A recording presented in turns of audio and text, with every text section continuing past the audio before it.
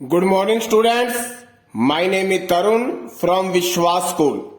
तो आज हम हमारी ऑनलाइन क्लास के अंदर एक टॉपिक करने जा रहे हैं, आलाप। आलाप क्या होता है? संगीत के जो स्वर हैं, जैसे सा रे गा मा पा धा नी, ये संगीत के स्वर हैं। जब इन संगीत के स्वरों को विस्तार पूर्वक, मतलब जब इनका विस्तार किया जाता है और विस्तार करके फिर इनको गाया जाता है और बजाया जाता है, तो उसे आलाप कहते हैं। कि स्वरों को विस्तार पूर्वक गाने व बजाने को आलाप कहते हैं। आगे है, आलाप राग का संपूर्ण दर्शन कराता है।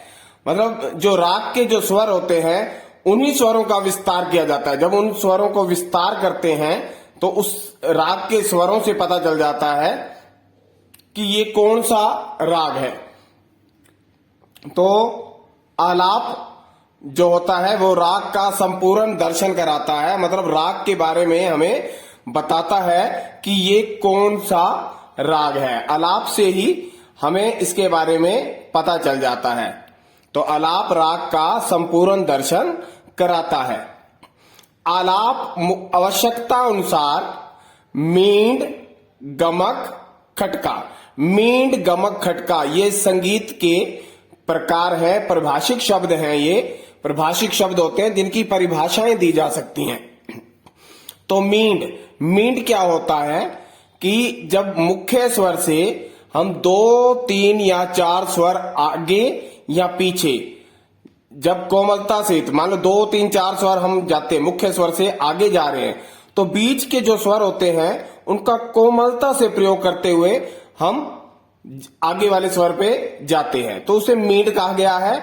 गमक होता है, ये कण की तरह ही है। जैसे कण आपने किया था ना कि आगे का स्वर और पीछे के स्वर को छूना होता है, तो गमक में भी क्या होता है, या तो आगे वाले स्वर या पीछे वाले स्वर का कंपन जब किया जाता है तो वो गमक कहलाता है। खटका आपको बताया गया था कि जो इसमें गोलाकार बनाते हुए 4 स्वरों का जो समूह होता है उसे खटका कहा जाता है। तो ये मींड, गमक, खटका है। तो आलाप आवश्यकता अनुसार, मतलब आलाप में क्या है, आवश्यकता अनुसार मींड का प्रयोग भी कर सकते हैं, गमक का प्रयोग भी कर सकते हैं और खटका का प्रयोग भी कर सकते हैं। तो इनका प्रयोग करके आलाप को सुखद एवं आनंददायक बनाया जाता है। मतलब इनका प्रयोग करके इसको सुखद बनाया जा सकता है, आनंददायक मतलब एक खुशी जिससे मिले, ऐसा बनाया जा सकता है। आलाप मुख्यतः नोम, तोम तथा आकार की आवाज में किया जाता है। जैसे आ इसका प्रयोग करते हैं तो उसको आकार बोला जाता है, जब आ करके बोला जाता है। तो आलाप मुख्यतः नोम, तोम ये भी संगीत के शब्द हैं, परिभाषिक शब्द हैं।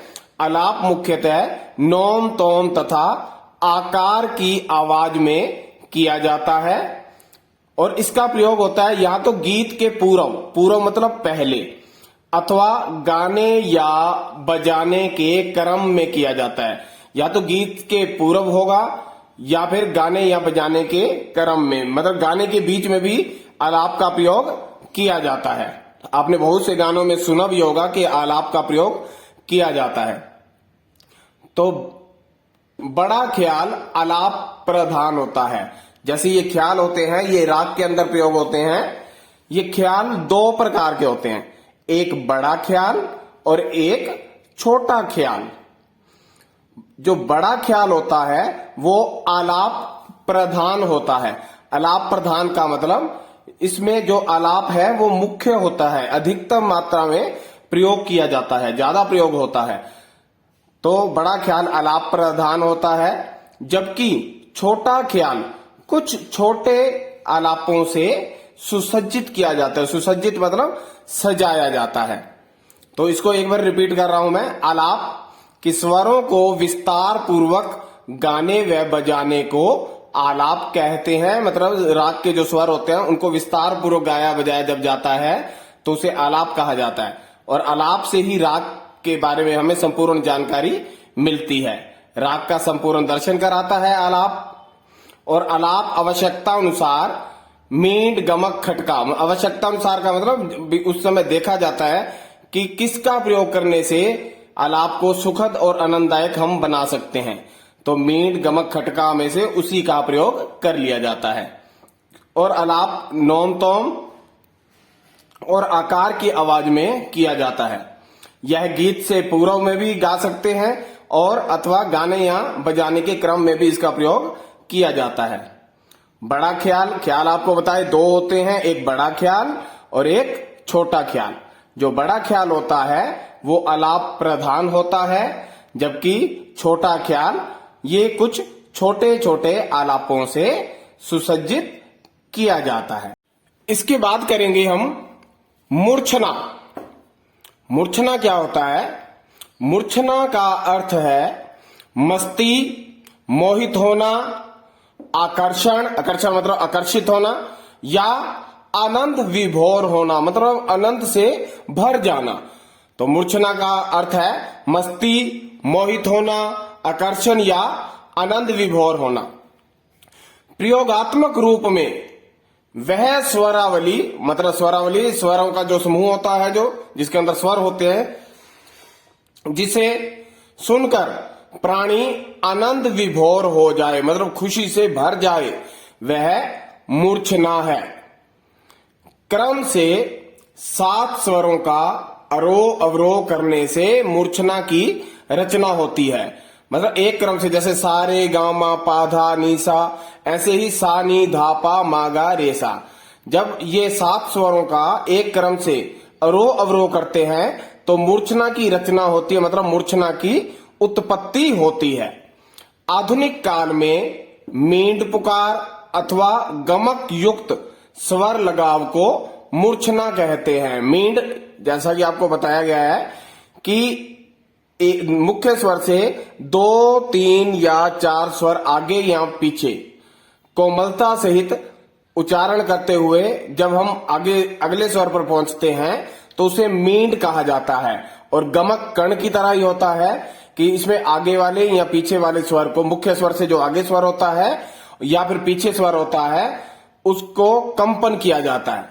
तो मींड आधुनिक काल में, आधुनिक मतलब आज के समय में, मींड पुकार अथवा गमक युक्त स्वर लगाव को मूर्छना कहते हैं। संगीत रत्नाकर, संगीत रत्नाकर एक ग्रंथ है जिसे पंडित शरंग देव जी ने लिखा है।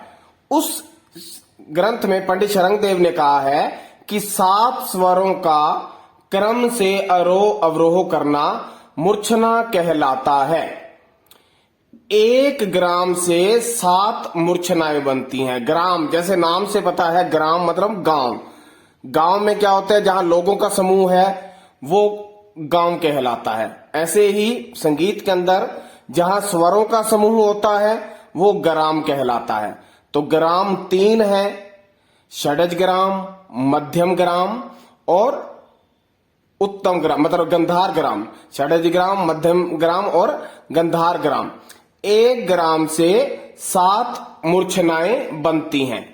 अब जैसे आपको बताया कि ग्राम 3 है तो कुल 21 मूर्छनाएं होती हैं। मतलब 1 ग्राम से 7 हो गई तो 3 ग्राम है तो कुल 21 मूर्छनाएं होती हैं। मूर्छना राग की जन्म भूमि है। मतलब मूर्छना से ही राग की उत्पत्ति होती है। आगे राग बनते हैं स्वरों से, जैसे आपको पता ही है कि राग के अंदर भी स्वर होते हैं। तो मूर्छना राग की जन्म भूमि है। इसी से ही राग की उत्पत्ति होती है, मूर्छना से ही।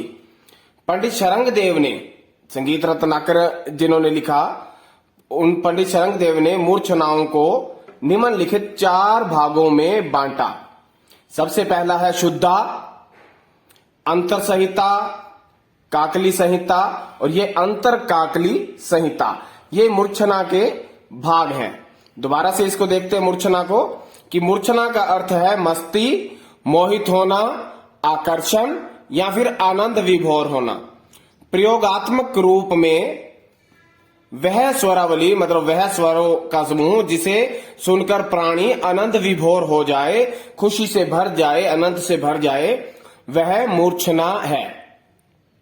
और क्रम से सात स्वरों का आरोह अवरोह करने से, मतलब सात स्वर जो हैं संगीत के, उन्हें आरोह अवरोह एक ही क्रम में आरोह अवरोह करने से मूर्छना की रचना होती है, मतलब मूर्छना की उत्पत्ति होती है।